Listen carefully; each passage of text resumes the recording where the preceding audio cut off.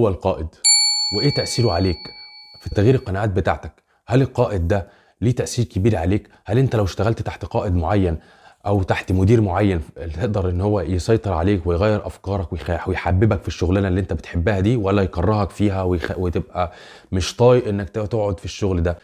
السؤال ده لازم تعرف تجاوب عليه، وتعرف هو مين القائد الصح، عشان انت لو اتحطيت في يوم من الايام كقائد تعرف انك تدير الناس اللي تحتك. لازم تعرف ان القائد من سماته الشخصية انه يبقى عنده كاريزما، الكاريزما اللي يقدر يسيطر بيها، واللي يقدر ان هو يخلي بينه وبين الناس اللي حواليه حضور، سواء هو كان موجود او لا، لان هو بيدير الناس دي، بيديرها. وهم بيبقى بالنسبه لهم القائد ده راجل ملهم، فمجرد ما هو يبقى ملهم او هم يبقوا حابينه هيقدروا ان هم ينفذوا الحاجه اللي هو عايزها على اكمل وجه حتى لو هو مش موجود. فانت لازم تعرف صفات القائد ده، وتعرف هو المفروض ان هو بيعمل ايه، وتتجمع الكلام ده جواك. هتعرف انك لما تبقى في مرحله القياده تعرف تقود الناس صح، عشان توصل بيهم لبر الامان، وتوصل بيهم للنقطه اللي انت عايز توصل لها، او الهدف اللي انت عايز توصل له. تخيل ان كان في امريكا في مدرسه اسمها مارفا كولينز. مارفا كولينز دي اول ما اتخرجت من الجامعه تم تعيينها في مدرسه اعداديه في شيكاغو مع اقليات فقيره. المدرسه دي كانت غير المدارس كلها، لانها كانت بتهتم بتعليم الطلبه اللي عندهم صعوبات في التعلم وعندهم صعوبات في القراءه. فتخيل نفسك مدرسه طالعه جديد من الجامعه، وهتدرس لطلبه عندهم مشاكل اساسا، اللي هو بتدور بصراحه على ناس المفروض ان هم متخصصين او عندهم الخبره الكافيه يتعلموا مع النوع ده من التلاميذ. مارفا لقت ان المناهج اللي بتدرس للطلبه مش كافيه ان هم تاهلهم، تخليهم طلبه متميزين او تعلمهم حاجه جديده. لقت ان مناهج عقيمه، فقررت ان هي تحط المناهج دي على جنب، وترفع من كفاءة الطلاب دي بسبب حبها ليهم وإخلاصها، وإن هي عايزة تطلع من جواهم القدرات اللي جواهم. هي حست إن جوا كل طالب قدرة معينة أو طاقة معينة هو مش هيطلعها بالمناهج العادية.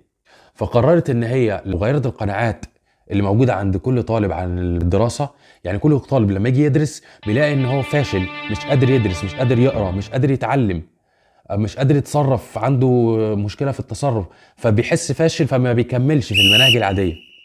فحست ان هي لو رفعت القناعات دي كلها اللي عند الطلاب ولمستويات اعلى، فالطريقة دي هتخلي الطالب لما يتجاوز التحدي ده انه يبقى عنده الثقة في نفسه انه يكمل. لو هو ما عندوش الثقة في نفسه وحس ان هو بالفشل في كل خطوة هو بياخدها، فطبعا هو مش هيكمل. قامت عملت ايه بقى؟ جابت الكتب الادباء العالميين شكسبير وتولستوي، وقعدت تقرا لهم وتحاول تخليهم يقروا ويتابعوها، وتحاول تهتم بكل حاجه هم بيعملوها، لان هي لما اللي قدامك يحس بالاهتمام هينجذب ليك. هي كقائده او كمعلمه في مستوى القياده بالنسبه للطلاب ده، هي فهمت كل شخص قدامها هو نفسه في ايه وعايز يعمل ايه. فلما رفعت التحديات من قراءتهم وخلتهم يجتهدوا واهتمت بيهم، ما بقوش الطلاب عايزين الحصة بتاعتها تخلص. كل واحد في الفصل بيعمل حاجة معينة، قراءة، مجموعة بيقروا، مجموعة بيتحاوروا مع بعض وبيتناقشوا، مجموعة بيكتبوا، مجموعة بيرسموا. الفصل بتاعها كله نشاط وكله تحديات. لما جم يعملوا معاها لقاء وجم يقعدوا مع كل طالب ويسألوه، طالب من الطلاب اجاب، قالوا له انت قريت ايه اخر حاجه؟ قال لهم قريت قصه اسمها الفقر. انا مش متذكر اسم القصه، ولكن هكتبها لك في الشرح عندك. هو لما قرأ القصه فهم منها حاجات كتير، وقعد يشرح لهم الحاجات اللي هو فهمها كأنه واحد كبير ودارس في الجامعه. انت تخيل طالب صغير لما تقول له اقرا القصه دي يقراها، لا وكمان يشرحها لك ويقول لك هو استفاد منها ايه. هو في السن دي هو تأثر بالمعلمه دي، وبقت هي بالنسبه له الهام، ولان هي الهمته وبقى هو حابب ان هو يدرس معاها ويتذكرها. هو المعلومه اللي هيقراها او اللي هياخدها منها هتفضل معاه طول حياته. اقعد انت مع نفسك وقول مين استاذ كان علمني قبل كده وانا صغير والمعلومه دي مأثره فيا لحد دلوقتي ومأثره على حياتي كلها ومغيراها. اكيد عندك معلمين. اكتب لنا في التعليقات اذا كان حد اثر عليك زمان وخلاك مثلا في اثناء التعليم، هل غير من حياتك في حاجه؟ هل في معلم كان هو بالنسبة لك قدوة، وكان نفسك يبقى القدوة بالنسبة لك، ونفسك تعمل حاجات توري له في يوم من الأيام إنه أثر فيك؟ برضه في نفس الكلام في الشغل. في الشغل في ناس بتلاقي القائد من كتر ما هو ماهر وناجح، الناس يعني حابة إن هي تساعده وحابة إن هي تخدمه.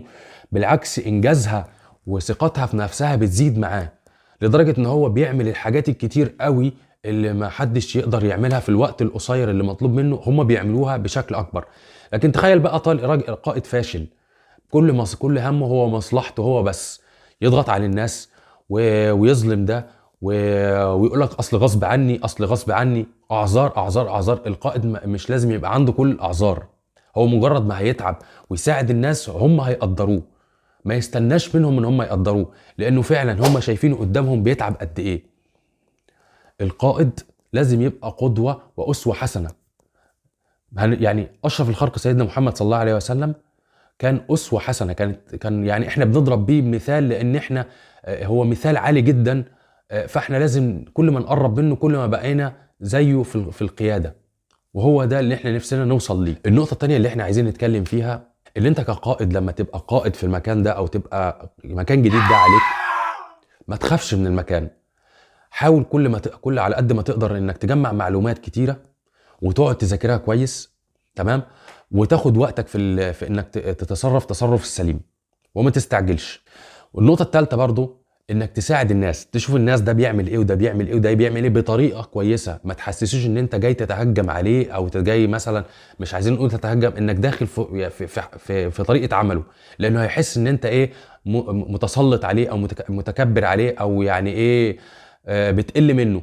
انت مجرد ما تحسسه بقيمه اللي هو بيعمله، وتحسسه ان هو المفروض بيعمل حاجه معينه جزء من الشغل بتاعك، مجرد ما تحسسه انه بيعمل حاجه كويسه وبيساعدك، هو قناعته عن المدير او عن القائد في المكان ده هتتغير. ومجرد ما قناعته هتتغير هيبهرك بالنتائج. ساعده، اقف جنبه، لانك انت وقت ما تساعده وتقف جنبه هيحاول هو كمان يساعدك، لان الناس اللي في المكان او الناس اللي انت بتقودهم دول هم بالنسبه لك ادوات، لو انت بتستخدمهم عشان تنجز حاجه معينه. طب لو نفرض ان الموضوع ده مش موضوع ناس، انت مش قائد بتقود ناس، انت بتقود مثلا الافكار بتاعتك عشان توصلك، مش هينفع تترك كل فكره وتتعامل بتعنت وتجنب وانك مش عايز تتعلم. انت لما تتعلم ازاي تعمل الفكره دي او ازاي توصل لها وتتعب، الافكار دي كلها هتبقى حاجه بتساعدك انك توصل للهدف بتاعك او للحاجه اللي انت بتحلم بيها. طبعا الوصول ده بياخد وقت، يعني ما تتخيلش انك لما تتعب مثلا دلوقتي انت تستعجل على النتيجه. انت لما تتعب مع الافراد اللي معاك وتوصل لمستواهم او توصل للحاجه اللي هم بيعملوها وتساعدهم، هم هيقدروا الكلام ده وهيقولوا لك على الوقت الصح اللي انت المفروض توصل فيه لهدفك. افرض انت دخلت مثلا مشروع ما، المشروع ده جواه ناس بتعمل، المشروع ده لو كل واحد كان عارف دوره، او كل واحد عرفت انت تقوده وتبقى انت ملهم ليه، تقول له انا بعملها بالطريقه الفلانيه وشايف كذا كذا، انت ايه رايك؟ انت مجرد ما بتتناقش معاه وبتاخد وبتدي في الكلام، هو نفسه هيقول لك اه والله احنا المفروض نعمل 1 2 3. انت هتستريح وهتبقى كل اللي حواليك مستريحين في وجودك، لان انت بقيت قائد ملهم ليهم، زي مارفا كولينز اللي قلنا عليهم. القائد في الاول ولا في الاخر هو عباره عن شخصيه وعباره عن كاريزما بتفرض نفسها في المكان، وفرض ان نفسها في المكان ده ما بيبقاش بالقوه او بيبقى بضعف الشخصيه، لكن بيجي نتيجه التعب ونتيجه ان انت تعبت عشان توصل للنقطه دي، ما بيبقاش من فراغ.